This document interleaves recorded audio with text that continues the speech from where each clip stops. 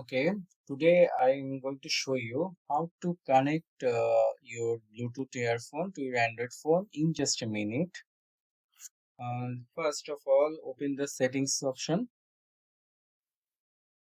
and then go to your Bluetooth option and then turn it on. If it off, click the turn on and then put your headphones into pairing mode.